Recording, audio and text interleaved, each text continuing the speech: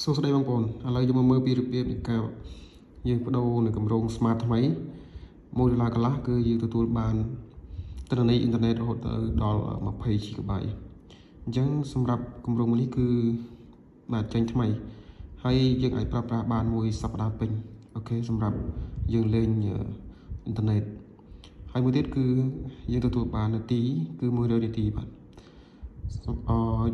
សម្រាប់របៀបគឺយើងតើមើលទាំងអស់គ្នាបាទហ្នឹងហើយជាដំបូងយើងឆែកលុយសិនដោយសារថាយើងមើលសិនតើលុយយើងមានប៉ុន្មានចុចផ្កាយ1201ត្រង់ជ្រូកយើងបញ្ជូនអូខេលុយរបស់ខ្ញុំគឺ$1.55សេនអញ្ចឹងយើងអាចធ្វើការភ្ជាប់បានហើយ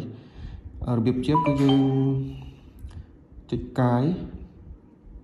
17 25កាយ150ត្រង់ជ្រូកអញ្ចឹងបងប្អូនចុចបែបនេះមករួចយើងបញ្ជូនមកបាទយើងធ្វើការបញ្ជូនហ្នឹងហើយនេះគេដាក់ថាអ្នកនឹងទទួលបានសារបញ្ជាក់ក្នុងពេលបន្តិចទៀតអញ្ចឹងយើងរងចាំទាំងអស់គ្នាយើងរងចាំគេផ្ញើសារមកម្ដងទៀតហ្នឹងហើយបើបងប្អូនអត់ទាន់បានផ្ដាច់គម្រោងចាស់យើងផ្ដាច់សិនណាបងប្អូនអាចទៅមើលវីដេអូរបស់ខ្ញុំមុនដែលខ្ញុំបានបង្ហាញរបៀបផ្ដាច់គម្រោងចាស់អញ្ចឹងយើងចូលទៅមើលសារដែលគេផ្ញើមកអូខេនេះបងប្អូនយើងទទួលបាន20 GB សម្រាប់ការហ្នឹងហើយសម្រាប់ការចំនួននៃការលេងអ៊ីនធឺណិតរបស់យើងចំនួន20 GB ទិន្នន័យណាយើងទទួលបាន20 GB ហើយ20នាទីសម្រាប់ការតេក្នុងពឿន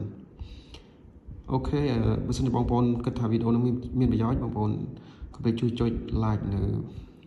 វីដេអូរបស់ខ្ញុំមួយផងដើម្បីខ្ញុំមានកម្លាំងចិត្តក្នុងការផលិតវីដេអូថ្មីៗចែកជូនបងប្អូនទាំងអស់គ្នាអូខេអរគុណច្រើនបងប្អូន